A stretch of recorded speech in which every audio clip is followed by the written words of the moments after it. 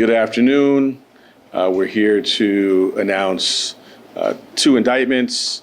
I want to start by acknowledging and thanking our great New York State Comptroller, Thomas DiNapoli, and his extraordinary team, great partners, not only on these two matters, but across the years and across a lot of work. So I thank him. I know he'll introduce his team.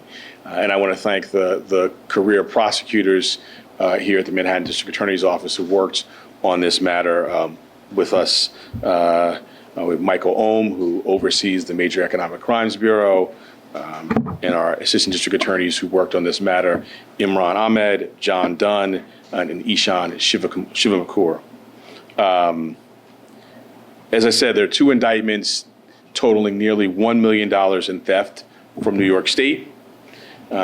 These investigations really highlight the importance of this partnership, safeguarding the public fisc and tax dollars, and in particular, tax dollars intended for education. These indictments are distinct, but they share a common drive, and that is greed. They're borne out by insiders allegedly abusing their access and targeting important essential education funding. First, we charged accounts payable manager at John Jay College for falsely claiming and diverting stipends intended for students there.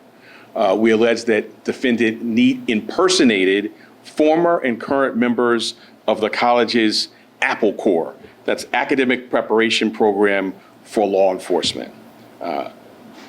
We allege that she invented fictitious students, all for her own gain. Students in the Apple Corps are preparing for a career in public service and law enforcement. They receive support, including stipends for 4 years in preparation for this essential work. Neat, we allege, sent requests for 260 stipend checks totaling $710,000 over the course of more than 7 years. She allegedly deposited multiple checks in her own bank account right here in Manhattan. Second, we moved from fictitious students to a fictitious school. We charged a duo who allegedly stole $288,000 from the Harlem Children's Zone Promise Academy Charter School. Together with Cheryl Carr, we allege that Andrea Williams, a former accountant for the Children's Zone, incorporated a fictional charter school in, of all places, the state of Idaho, and named it, wait for it, will surprise you, no one, Harlem Children's Zone Promise Academy 2 Charter LLC, spoofing the real charter school that does great work in the village of Harlem, complete with an Idaho-based business savings and checking account. Williams allegedly emailed IRS forms pertaining to the fraudulent school from her Harlem Children's Zone work email address to her personal email account. Then the duo diverted 2 checks intended for the real Harlem Children's Zone, one check for $141,000 and another for $147,000, and deposited them into that newly created Idaho account. All of this within less than 1 month, we allege. Despite these charges being distinct and unrelated substantively, thematically they are joined. The target, funds intended for students from grade school to college, and the victims, all 20 million New Yorkers here in our beloved state. Theft from the public fisc affects New Yorkers' ability to provide essential services that are desperately needed. New York taxpayers deserve to know that their hard-earned dollars are being put to good use, helping this state thrive and not lining the pockets of bad actors. It gives me great pleasure to introduce our great comptroller and a great partner in this work, Thomas DiNapoli. Thank you, District Attorney Bragg. It has been a privilege once again to partner with you and your outstanding team. Really want to thank them for their great collaboration. I also want to acknowledge the team from the State Comptroller's Office, from our Division of Investigation, the counsel's office, our chief counsel, Nelson Scheingold, and his team worked very hard to uncover these allegations and to work with the DA's office to hold the defendants accountable. I want to acknowledge Stacey Morano, our Assistant Controller for Investigations, Kelly Lining, Counsel for Investigations, Joe Morrissey, Chief of Forensic Audit, Madeline Molesky, Forensic Auditor, John Kim and John Grasso, investigators on the case, and Dylan Carbonaro, Bureau of State Expenditures. Our office, like the DA's office, has zero tolerance for public corruption and theft of public money. When we find something or see something that doesn't look right, or we receive allegations of wrongdoing, we investigate aggressively and work with our law enforcement partners to bring anyone who defrauds the state to justice.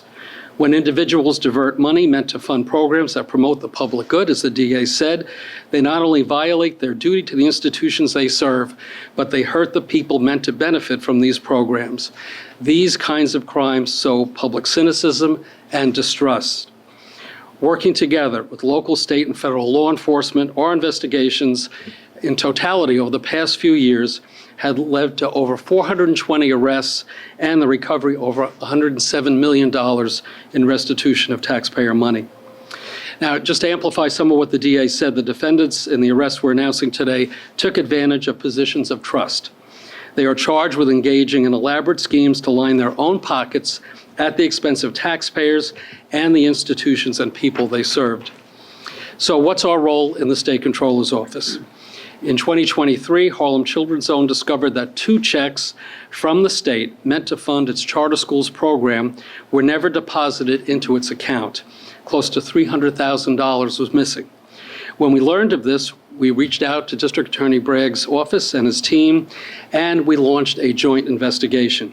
It determined that Andrea Williams, a former accountant at Harlem's Children's Zone, and her accomplice, Cheryl Carr, had allegedly diverted the checks. They deposited them in a bank in Idaho, as you mentioned, where Ms. Carr had registered a fake business and a bank account under the name of a corporation they called Harlem Children's Zone Promise 2 Charter. As the DA said, a similar name apparently intended to facilitate the fraudulent deposit. Our forensic auditors and investigators examined bank records, cell phone records, receipts from a Bronx jewelry store, where we believe Ms. Carr spent about $10,000 of the money, and an account where Ms. Williams deposited $20,000. As a result, Ms. Williams and Ms. Carr have been indicted, charged with felony counts of grand larceny. In the case of theft of state funds from John Jay, my office was conducting a routine audit of transactions paid to the school when we uncovered suspicious activity related to stipend checks from the state. This was money that was supposed to go to students and fund internships and learning programs that encourage public service, leadership, and justice and equity issues in policing. Our investigators, once again, reached out to DA Bragg's team, and we commenced a joint investigation. This began in March, really not that long ago. Kadeli Neat, who was arrested today, is an accounts payable manager at the school. One of her responsibilities was to process stipend checks for a state program that awarded money to the school to pass along to students studying criminal justice and law enforcement. She allegedly used a mix of fake and real students' names and diverted the checks to herself.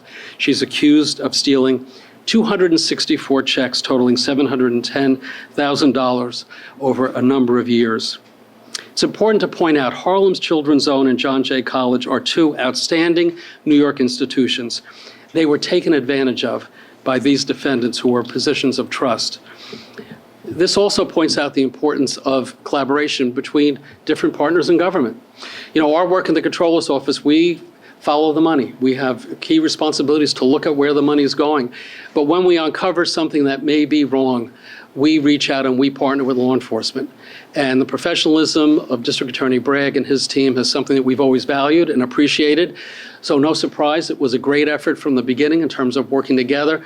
And we have the resources, our forensic accountants, our investigators can provide supplemental support to the work of a DA's office in terms of their investigations. So it's unfortunate these kind of situations happen. No discredit to the institutions involved. They do great work. They're important parts of the New York community. But the message is clear. If you're going to try to get away with stealing the public's money, at some point, we're going to find you, you're going to get caught, and DA Bragg and prosecutors are going to go after you. Thanks so much. Thank you.